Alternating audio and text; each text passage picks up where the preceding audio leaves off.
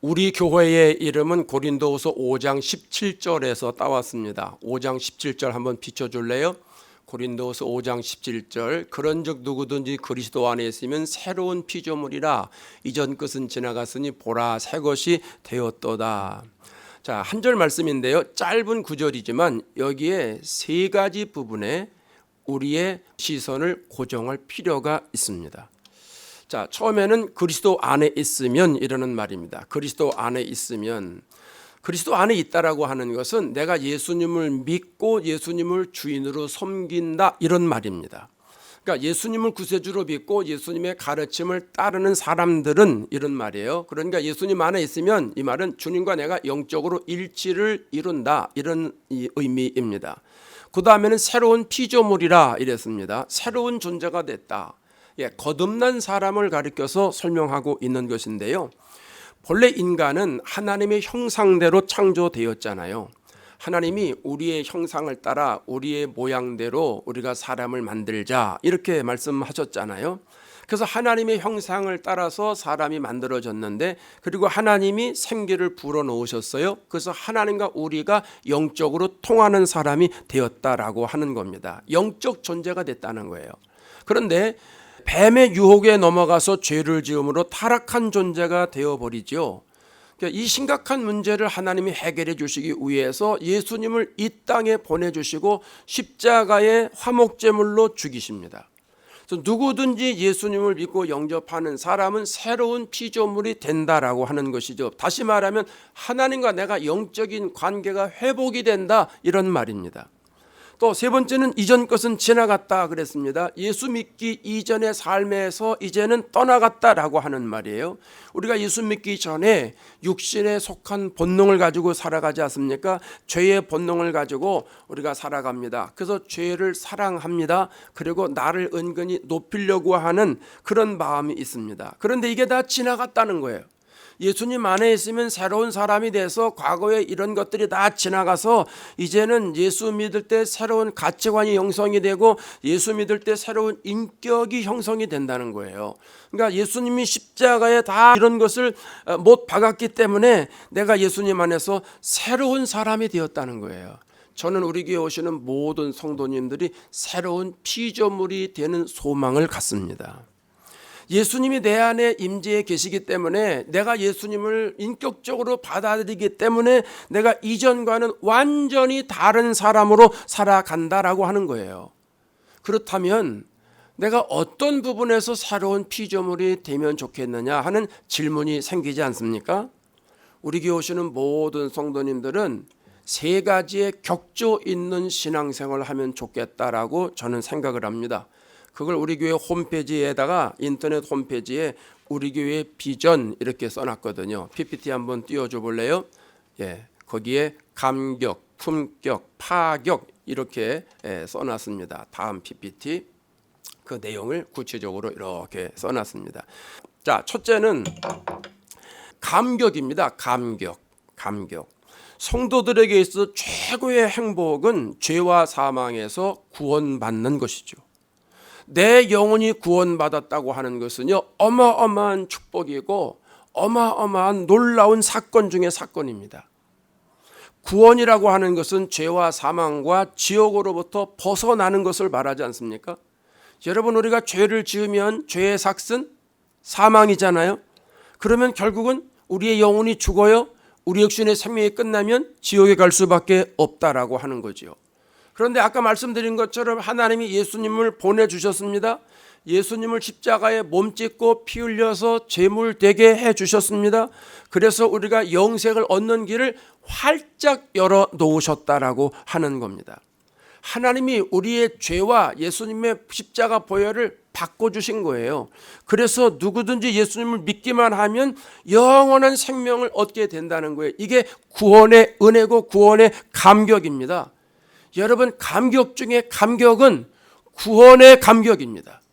구원받은 감격이 최고의 감격인 줄로 믿습니다. 다윗이 왕이 됐을 때 이런 고백을 합니다. 시편 21편 1절입니다. 다 같이 읽습니다. 여호와여, 왕이 주의 힘으로 말미암아 기뻐하며 주의 구원으로 말미암아 크게 즐거워하리이다. 다윗이 왕이 됐습니다. 부와 명예로 인해서 기뻐하고 즐거워한다라고 말하지 않습니다. 주의 힘으로 말미암아, 다시 말하면 주님이 주시는 힘으로 기뻐한다고 그랬습니다. 또 주의 구원으로 말미암아 기뻐한다고 했습니다. 구원받은 감격이 다윗에게 있다고 하는 얘기예요. 하박국 선지자도 구원의 감격을 이렇게 고백을 합니다. 하박국 3장 17절에 비록 무화과 나무가 무성하지 못하며 포도나무에 열매가 없으며 감람나무에 소출이 없으며 밭에 먹을 것이 없으며 우리의 양이 없으며 외양간에 소가 없을지라도 나는 여호와로 말미암아 즐거워하며 나의 구원의 하나님으로 말미암아 기뻐하리로다. 농부의 입장에서 한번 생각해 보세요. 농부의 입장에서 포도나무에 열매가 없어요. 겨울에 열매가 없는 게 아니라 소출을 할 때에 이게 열매가 없어요. 감람나무에 소출이 없어요. 밭에 소출이 없어요. 목장에 양과 소가 없어요. 그러면 절망하고 낭망하고 좌절하지 않겠습니까? 그런데 하박국 선지자는 즐거워하고 기뻐한다, 이렇게 고백을 합니다. 이유는 하나입니다. 구원의 하나님으로 인해서 구원의 감격 때문에 기뻐하고 즐거워한다 고백하고 있는 거예요. 예수님이 십자가에 못 박히시기 전에 제자들을 앉혀놓고 이런 말씀을 하십니다. 여자가 해산할 때가 되면 근심을 한다. 그런데 아기를 낳으면 사람이 이 땅에 태어났다는 그 기쁨 때문에 출산할 때 그 고통은 더 이상 기억하지 않는다. 그러면서 요한복음 16장 22절에 이런 말씀을 합니다. 지금은 너희가 근심하나. 왜 근심해요? 예수님이 십자가에 달려 돌아가시기 때문에 근심하게 된다는 거예요. 내가 다시 너희를 보리니, 부활을 얘기를 하는 거죠. 십자가에서 달려 돌아가시고 끝이 아니에요. 다시 부활하신다는 거예요. 그때 너희 마음이 기쁠 것이요 너희 기쁨을 빼앗을 자가 없으리라. 자, 여러분, 이게 어떤 기쁨을 말하는 거예요? 부활의 기쁨, 구원의 기쁨을 말하는 거예요. 이 부활의 기쁨, 구원의 기쁨이 제자들에게 충만해질 것이다. 예수님이 이런 말씀하시는 거예요. 그러면서 예수님이 이 구원의 기쁨을 가지고 모든 족속에게 제자를 삼으라는 거예요. 이 구원의 기쁨을 가지고 모든 사람에게 복음을 전파하라, 이렇게 말씀을 하십니다. 그래서 제자들이 예수님의 말씀대로 구원의 기쁨을 가지고 복음을 전하지 않습니까? 복음을 전하다가 매를 맞아요.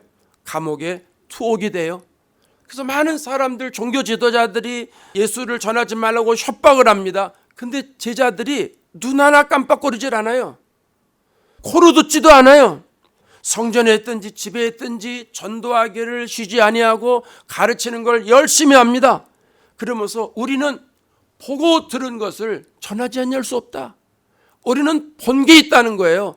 부활을 봤잖아요. 구원을 받잖아요. 그걸 말하지 않을 수 없다는 거예요. 당당하게 외치는 거예요. 제자들 심령 속에 구원의 감격과 구원의 기쁨이 충만했던 것이죠. 여러분, 구원의 감격은 예수 믿고 천국 가는 것으로 끝나는 게 아닙니다. 하루는 바리새인들이 예수님께 나와 물어요. 하나님의 나라가 어느 때에 임하게 됩니까? 그러니까 예수님이 누가복음 17장 21절에서 이렇게 말씀을 합니다. 시작. 하나님의 나라는 너희 안에 있느니라. 하나님의 나라는 내 심령에서부터 시작이 된다는 거예요. 죽어서 가야 되는 게 아니라는 거예요. 하나님의 나라는 하나님이 통치하시는 세계를 말하잖아요. 내가 예수님을 믿으면 예수님의 생명이 내 안에 들어옵니다. 말씀으로 내 안에 들어오셔서 그 말씀의 씨앗이 내 심령 속에 박히잖아요. 그러면 내 심령 속에 심겨진 씨앗이 싹을 내잖아요. 자라잖아요. 열매가 맺잖아요. 그럼 내 심령이 온통 하나님의 나라가 되는 것 아니겠어요? 그럼 내 심령이 천국이 벌써 시작이 된 것 아닙니까? 이 마음이 저와 여러분이기를 바랍니다. 안타까운 거는요, 많은 성도들이 구원의 감격을 누리지 못하고 있다는 거예요. 아니면 예전에는 구원의 감격을 누리고 있는데 이것이 어디로 갔어요? 구원의 감격을 잃어버렸어요. 예수 믿는 것 때문에 얼마나 기쁘세요? 여러분, 내가 예수 믿고 내 영혼이 구원받은 것 때문에 얼마나 기뻐하세요?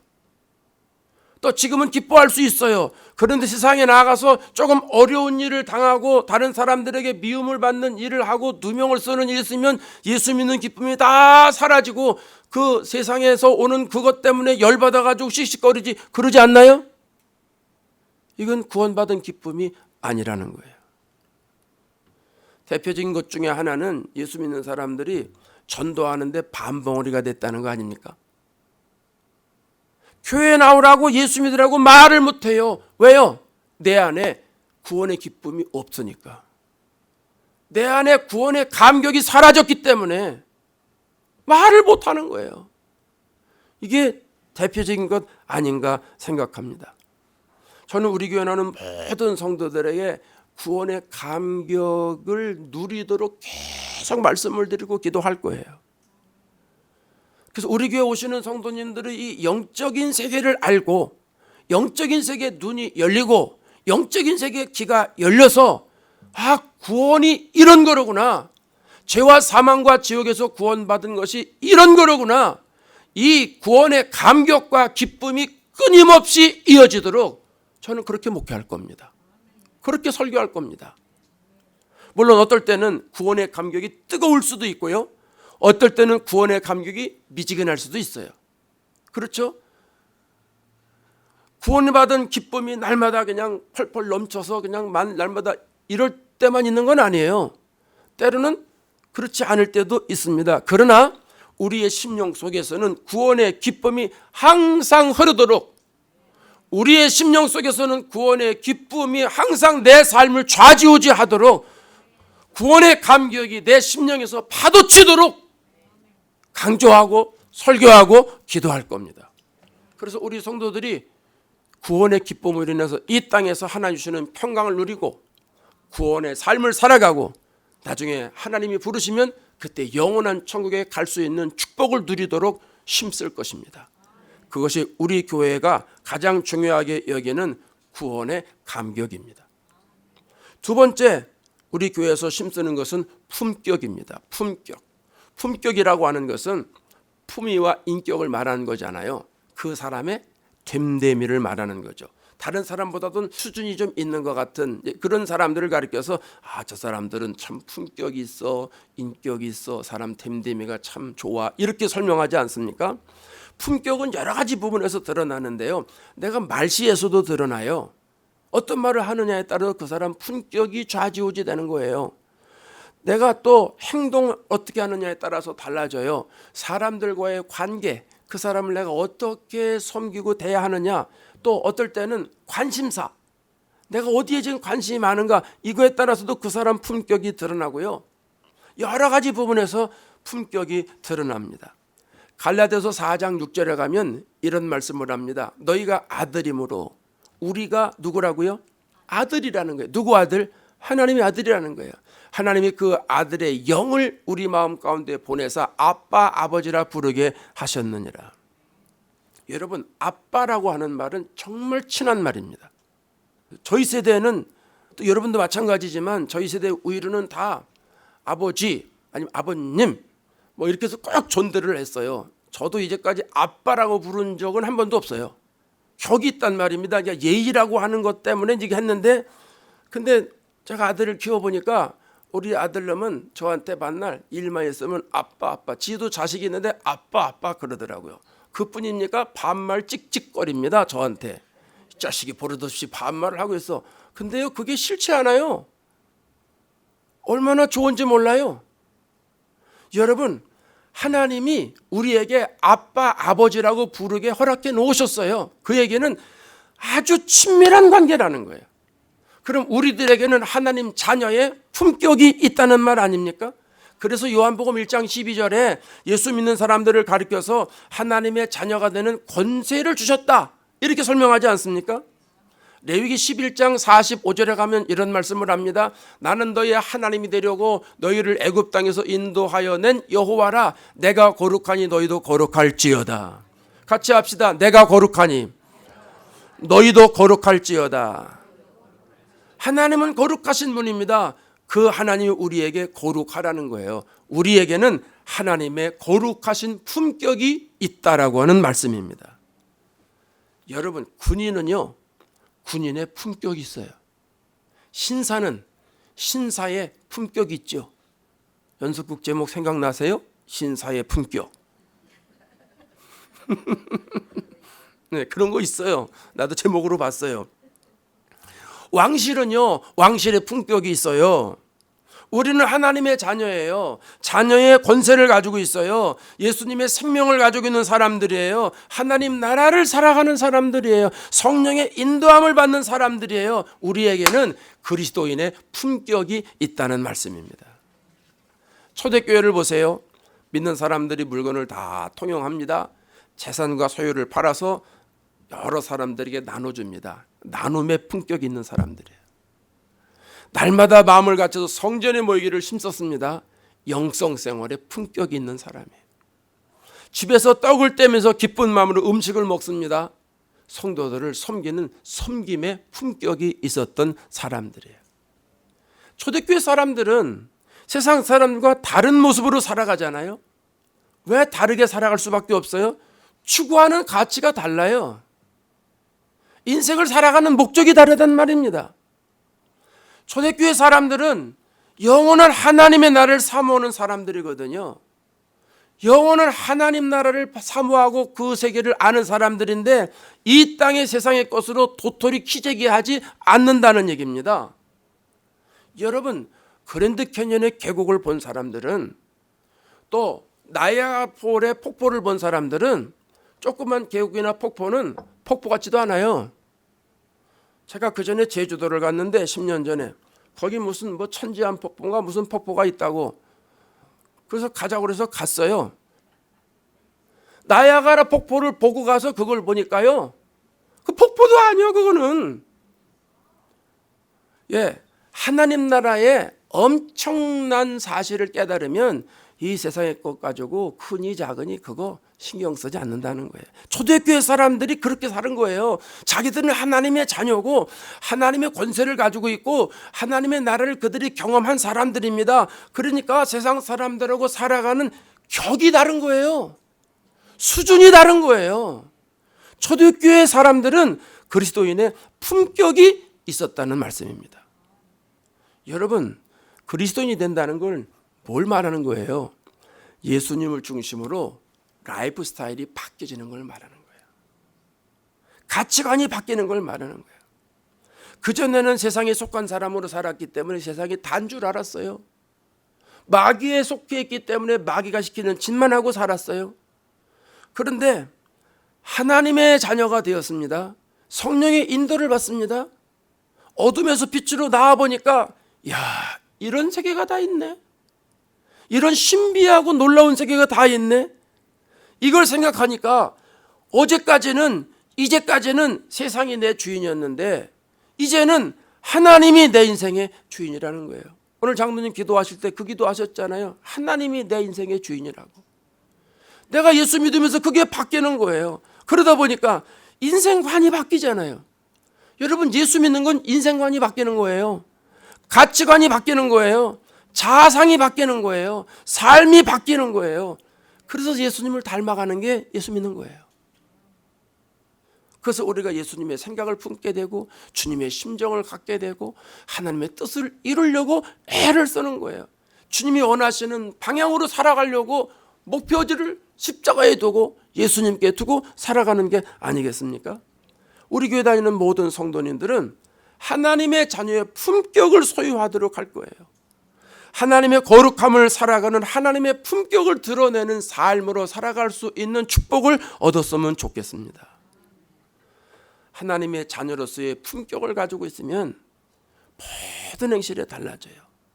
왕실은 걸음걸이도 달라진대요. 옷 입는 맵시도 달라진대요. 왕실의 언어가 따로 있대요. 그리스도인들도 마찬가지입니다. 그리스도는 성령이 말하게 하심을 따라 말하는 품격이 있지 않습니까? 말 한마디를 해도 맛깔나게 합니다. 상대방을 귀하게 합니다. 그는 흥해야 되겠고 나는 쇠해도 괜찮아. 내가 덜 먹어도 괜찮아. 저 사람이 맛있는 거 먹는 게 낫지. 여러분, 이게 그리스도인의 품격입니다. 여러분, 우리는 앞으로 수준 떨어지는 말씀은 하지 마세요. 교회 오셔가지고 옷 자랑하고 핸드백 자랑하고 어디 미용실에 갔더니 이렇게 잘했다, 이런 수준 낮은 거 얘기하지 마세요. 예? 세상 사람도 품격 있는 사람은 그런 얘기 안 해요. 내가 이번에 집을 얼마가 샀다는 둥 교회 갔더니 교인들이 나를 이렇게 대접하다라는 둥 이 너무 수준 떨어지는 얘기예요. 여러분, 우리 교회는요, 교인들이 얼마가 되든 상관없이 그러니까 이런 유치한 언어는 쓰지도 말고 유치한 말은 하지도 말고, 교회는 그냥 예배드리고 은혜 받으러 와서 성도들을 기쁨으로 섬기는 곳이니까 다른 사람들 더 주지 못해서 안타까워하고 그 사람들을 더 높이지 못해서 그냥 내가 죄송해하고 막 이런 축복이 있었으면 좋겠습니다. 이게 그리스도인의 품격이에요. 예, 아멘 하시니까 좋네. 영화배우 강수현 씨가 영화에서 그런 말 했어요. 우리가 돈이 없지 가오가 없냐? 예.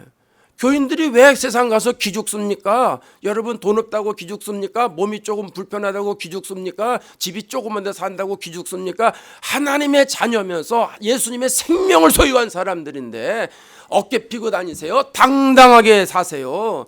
구원받은 기쁨을 소유한 사람들이니까 품격 있게 격조 있게 살라는 말입니다. 아니, 예수 믿는 사람들이 그렇게 살아야 전도가 될 것 아니겠어요? 그래서 우리 교회에 오시는 모든 성도님들은 그런 품격을 갖춘 성도들이 되었으면 좋겠다는 거예요. 자, 마지막 세 번째는요, 파격입니다. 파격. 파격이라고 하는 말은 부정적인 의미와 긍정적인 의미로 사용되는데, 일정한 격식이나 원칙이나 관례를 깬다라고 하는 의미도 되지만, 새롭게 변화되기 위해서 내가 개혁한다, 그러면서 갱신이라는 말도 사용하기도 합니다. 교회는요, 새 푸대를 준비해서 새 포도주를 만들어내야 하는 곳이기 때문에 때로는 변화를 넘어서, 패러다임의 변화를 넘어서 파격에 이르는 것도 해야 할 필요가 있다는 거예요. 에베소서 4장 22절에 가면 이렇게 말씀합니다. 너희는 유혹의 욕심을 따라 썩어져가는 구습을 쫓는 옛사람을 벗어버리고 오직 너희의 심령이 새롭게 되어 하나님을 따라 의와 진리의 거룩함으로 지으심을 받은 새 사람을 입으라. 구원받기 이전의 생활 방식에서 얽매여서 더 이상 살아가지 말고 썩어질 것, 없어질 것, 냄새나는 것, 그런 걸 위해서 살아가지 말고 그거 다 벗어버리고 성령 안에서 새로운 사람이 되라는 거예요. 그래서 의를 따라가는 사람이 되라는 거예요. 거룩함을 따라가는 사람이 되라는 거예요. 새로워져라, 갱신해라, 이런 말씀 아닙니까? 우리 동네 여기 UCLA가 있잖아요. 거기에 아시아 언어문학학과에 옥성덕 교수님이라는 분이 있어요. 우리 한국 분인데 한국 기독교사를 가르칩니다. 근데 이분이 한국 교회를 연구하면서 한국 교회를 망치는 세 가지 요인이 있다고 얘기를 합니다. 하나는 물질주의, 하나는 독선주의, 하나는 적당주의. 그러면서 이런 말을 했어요. 우리나라 기독교는 불교와 유교적인 요소들이 많이 포함되어 있다는 거예요. 우리나라 역사를 보면 고려시대의 400년은 불교 사상이 지배를 했잖아요. 조선시대 500년은 유교 사상이 지배를 했잖아요. 그 기독교가 불교와 유교 터 위에 들어왔다는 거예요. 그래서 기독교 안에 불교적인 요소도 있고 유교적인 요소가 많이 섞여 있다, 이렇게 얘기를 하는데 그 얘기 듣고 가만히 보니까 그게 이상한 게 아니라 사실이더라고요. 우리 기독교 안에만 있는 게 아니라 내 안에도 불교적인 요소가 있고 유교적인 요소가 있더라고요. 있어요. 여러분 보세요. 유교의 권위주의가 교회 안에 그대로 들어와 있지 않아요? 교회가 은근히 권위주의예요. 교회 안에 남성 우월주의가 있어요, 없어요? 없지 않아요. 한국의 교인들이 교회마다 100%다 그런 건 아닌데 우리 교도 마찬가지고 여자분들이 더 훨씬 많아요. 그지요? 근데 중요한 자리는 다 누가 차지해요? 남자들이 차지해요. 교회 안에도 서열 구조가 있다는 거 아시죠? 교회 안에 직분에 계급화가 있다는 거 아시죠? 장로, 권사, 집사가 계급인 줄 아는 사람이 있어요. 그래서 자기들이 중요한 것을 다 결정해야 되는 사람으로 알고 있어요. 여러분, 장로, 권사, 안수집사, 집사들은요 순종하는 사람들이에요. 순종 가장 잘하는 사람이 장로고 그다음에 안수집사고 집사입니다. 근데 이게 한국 교회 안에 계급화돼 가지고 은근히 그게 있어요. 어느 교회 가면은 밥 먹을 때 장로석이 따로 있어요. 내가 두 눈으로 똑똑히 봤어요. 그러면서요 앉아서 밥 먹는 것뿐 아니고 저 김 집사 여기 뭐 좀 하나 가져와.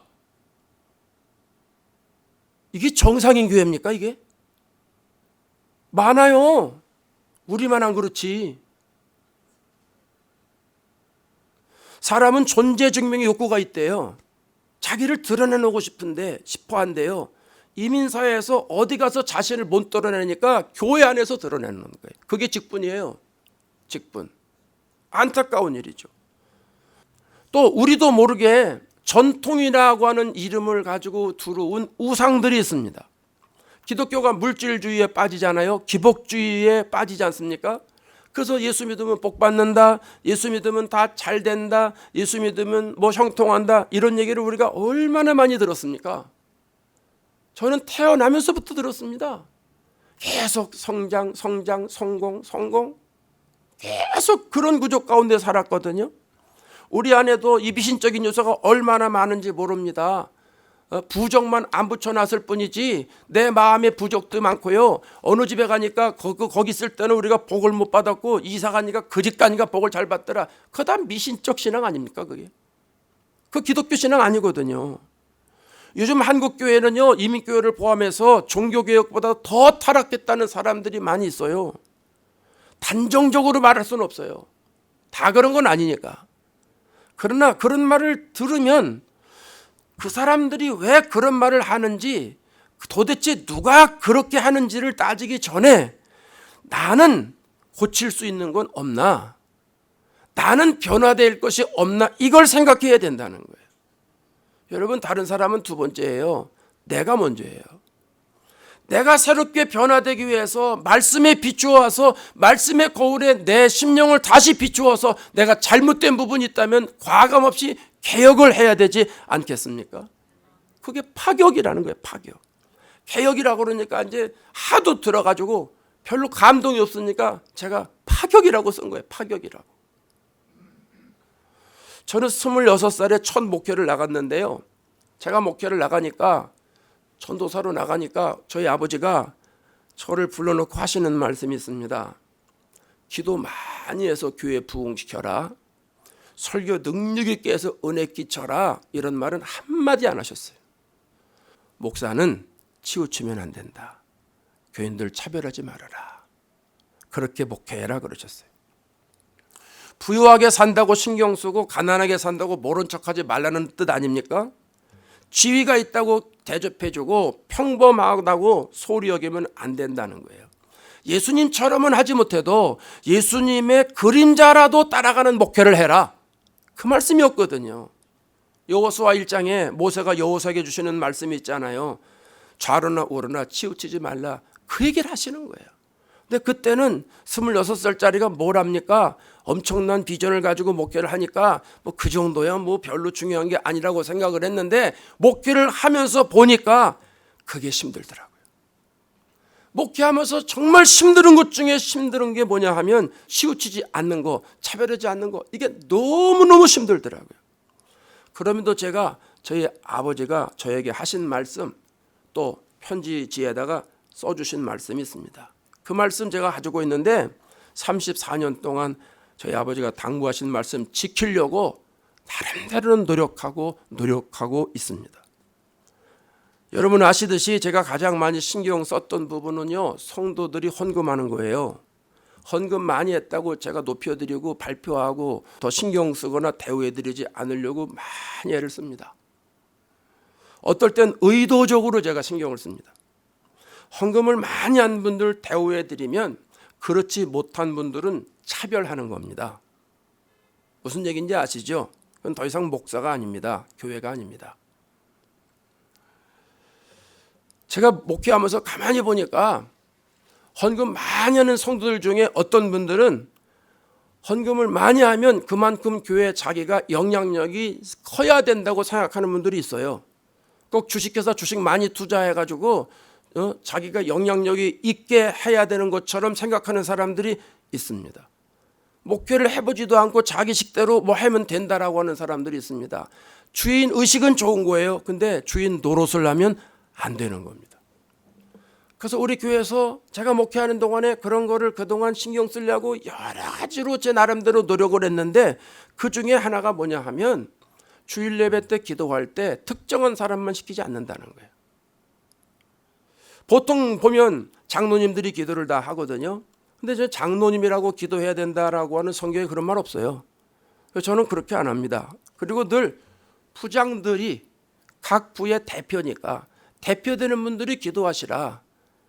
그래서 장로님들이 부장이 안 된 분들은 기도를 못하는 일도 생깁니다. 그건 어쩔 수 없는 겁니다. 또 우리 교도 앞으로 그렇게 할 건데 제가 먼저 교회에서 부장들이 대표 기도하면서 교회학교 아이들하고 같이 연합 예배를 드리면서 그 아이들도 대표격으로 주일날 기도를 시켰습니다. 8명이 부장으로 기도를 했는데 1명이 들어와서 9명이 되는 거예요. 8명의 부장은 계속 순번제로 돌아가는데 아이들은 계속 바뀌는 거예요. 이번에는 이 아이가 하고 다음번엔 다른 아이가 하고 그 아이가 영어로도 써옵니다. 한글로 쓸 수 있는 애들은 한글로도 써옵니다. 영어만 하는 아이들은 영어로 그냥 대표기도 합니다. 한글 하는 아이들은 영어도 하고 한글도 하고 다 했습니다. 여러분 중에 경험하신 분 계시잖아요. 아이들이 기가 막히게 합니다. 정말 은혜롭게 합니다. 얼마나 감동이 되는지 모릅니다. 예, 균형을 맞추기 위해서 제 나름대로는 애를 쓰는 거예요. 앞으로 우리 교회 유스부도 생기고 그럴 때 통합 예배할 때 회의 때도요. 대표 다 같이 들어오게 할 거예요. KM만 들어오는 게 아니라 EM도 대표자들이 들어와야 돼요. 들어와서 같이 주인의식 가지고 상의를 해야 돼요. 우리 지금 EM의 문제가 뭐냐 하면 KM이 결정하는 걸 통보해주고 끝나버려요. 그러니까 그 아이들이 KM하고 같이 모집겠다고 자기들끼리 나가서 합니다. 그런 교회 많습니다. 우리 한인교회들도 가만히 보면 그런 교회 많이 있습니다. 너무 EM을 배려 안 하는 거죠. 이건 문제가 된다는 거죠. 그런 것에서 우리가 깨어야 됩니다. 그래서 파격이라고 말씀을 드리는 거예요. 여러분, 교회마다 주님 주시는 사명이 좀 다를 수도 있어요. 본질적인 사명은 모든 교회가 똑같아요. 교회는 영혼 구원의 사명이에요. 이건 어떤 교회나 반드시 해야 되는 일이에요. 그리고 교회마다 담임 목사의 목회, 철학과 비전에 따라서 조금 사명이 다른 것이 있습니다. 그래서 어떤 교회는 제자 훈련의 사명을 가지고 제자 훈련에 집중하는 교회가 있고 어떤 교회는 찬양의 사명을 가지고 찬양에 집중하는 교회가 있어요. 예전에 우리나라의 온누리교회는 찬양 사역에 집중한 교회고 사랑의 교회는 제자 훈련에 집중한 교회. 저는 천국에 가서 그 두 목사님들이 그것 때문이라도 상급을 받겠다라고 저는 생각하는 사람입니다. 물론 두 목사님들이 다 지금 천국에 가셨는데 어쨌든 어떤 교회는 또 해외 선교의 사명을 가지고 있는 교회가 있어서 해외 선교를 열심히 합니다. 어떤 교회는 구제의 사명을 가지고 있어서 구제를 열심히 합니다. 그거는 담임 목사가 어떤 목회 철학이냐에 따라서 달라지는 거예요. 우리 교회는요, 감격과 품격과 파격 있는 교회가 되기를 원하고 저는 거기에 관심이 있어요. 그래서 죄와 사망과 지옥에서 구원받은 은혜를 누리는 감격이 우리 교회에 흘러 넘쳐야 된다는 거죠. 그리스도인의 말과 인격에서 아름다움을 빚어내는 품격 있는 교회가 되어야 된다는 거죠. 그런 교회를 저는 만들고 싶은 거예요. 성경적 가치에서 어긋나는 관행이라면, 성경적이 아니라면 과감히 깨트릴 수 있는 파격이 있는 교회가 되어야 된다는 거죠. 저는 그런 교회를 만들고 싶습니다. 그래서 우리 교회 안에서 예수 믿은 다음에 이 구원의 감격을 가지고 날마다 기뻐하며 주님을 찬양하고 하나님께 경배드리고 신앙생활하는 사람이 많으면 좋겠고 예수님의 사람으로 완전히 만들어져서 예수님의 성품과 인격으로 빚어진 사람이 되어서 정말 격조 있는 심령들이 많아졌으면 좋겠고 성경에서 조금 어긋나고 세상의 가치라고 한다면 그거 다 내려놓고 접어두고 하나님 말씀으로 돌아가서 하나님이 기뻐하시는 방법으로 하는 이 파격적인 요소가 있는 교회와 성도들이 되면 좋겠다는 거죠. 저는 우리 교회에서 이런 목회하고 싶습니다. 그래서 이런 교회를 만들어서 많은 사람들에게 새로운 은혜를 끼치고 많은 사람들이 오고 싶어하는 교회, 우리 교회에서 이렇게 감격과 품격과 파격이 있는 축복의 센터가 됐으면 좋겠다는 거죠. 저와 여러분이 이런 마음 가지고 신앙생활하시고 이런 사람으로 다 만들어진 축복을 누리게 되시기를 주의 이름으로 축원합니다.